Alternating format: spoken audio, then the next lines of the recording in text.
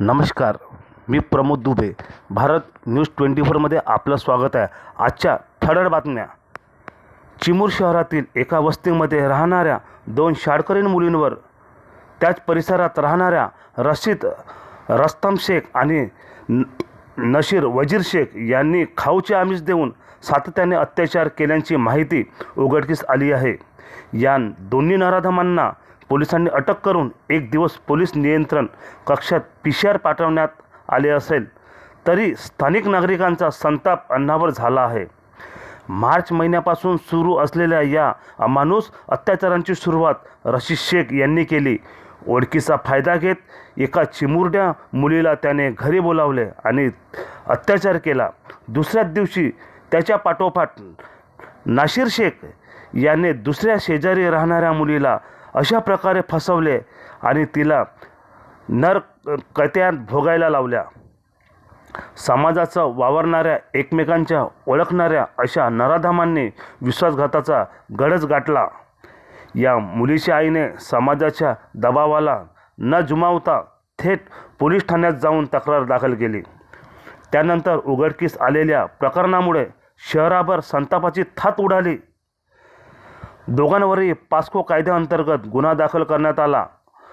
ठाणेदार Santosh buccal यांच्या नेतृत्वाखाली पुढील तपास सुरू आहे. या अमानुष घटनेचा संपूर्ण चिमूर पेटून उठला आहे. सोमवारच्या रात्री उशिरापर्यंत शेकडो नागरिकांनी चिमूर पोलीस ठाण्याबाहेर असो संताप व्यक्त केला. बलात्काऱ्यांना फाशी द्या अशा घोषणांनी परिसर दणदणाणून गेले. नागरिकांचा दोष एकच प्रचंड होता की त्यांची थेट टायर पेटून पोलीस प्रशासनाला निषेध केला. ही केवळ भावनांची अभिव्यक्ती नव्हे तर प्रशासनाच्या हलगर्जीपणा विरुद्धचा थेट इशारा होता. प्रशासन जिथे केवळ कायद्याचा भाषा करत आहे तिथे समाजाच्या फोडाफोडीच्या उंबरठ्यावर पोचत आहे. जमावावर नियंत्रण मिळण्याचा प्रयत्न करताना पोलिसांच्या सौम्य लाठीमार करावा लागला. मात्र परिस्थिती हाताबाहेर जात असतानाच काही युवकांनी पोलीस ठाण्यावर दगडफेक केली. ही घटना निदर्शनाचा भाग असली तरी या प्रशासनावरील विश्वासाचे साक्षरूप मानावे लागेल. परिस्थितीचे गांभीर्य ओळखून पोलीस अधीक्षक मुमक्का सुदर्शन आणि अप्पर पोलीस अधीक्षक रीना जनबंधू यांनी तातडीने घटनास्थळी धाव घेतली. अतिरिक्त पोलीस दल तैनात करून शांतता प्रस्थापित करण्यात प्रयत्न सुरू आहे.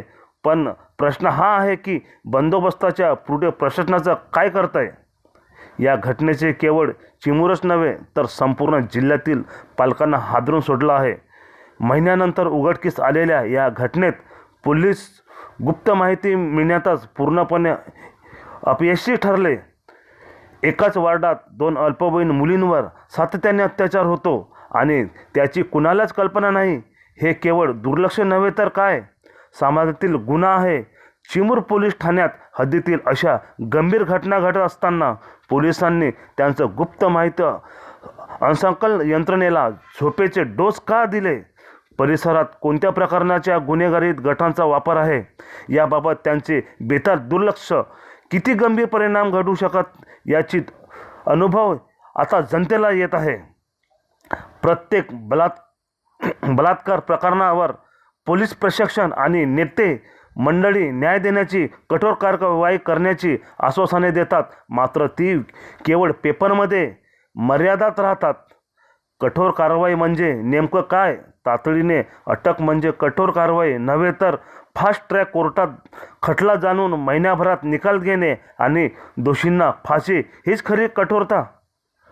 पॉस्को कायदा अस्तित्वात असतानाही अल्पवयीन मुलींवर अत्याचारांचे प्रमाण कमी झालेलं नाही. कारण कायदा कधीच पर्याप्त नसतो. या न्यायालयीन प्रतिक्रियेत पुरेसा प्रभावी ठरला लागतो. या प्रतिक्रियेत समाजाला अनेकदा अपमान, वेळ आणि मानसिक छळ सहन करावा लागतो. त्यामुळे कायदा आहे म्हणजेच सुरक्षित आहे या समीकरणाचा खाप खोटा आहे. या घटनेत एक गंभीर प्रश्न समोर येतो.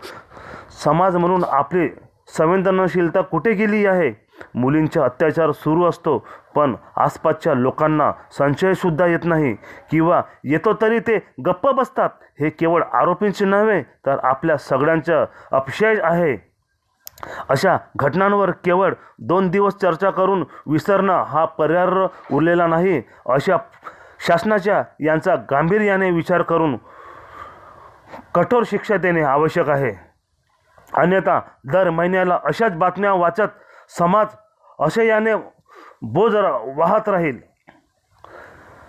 प्रशासनाचे जर या प्रकरणात न्याय देण्यात विडाळूपणा केला तरी चिमूरसारख्या गावातील जनतेचा संयम संपेल आणि मग कायदा हातात घेण्याच्या टोकांकडे समाज वळू शकतो.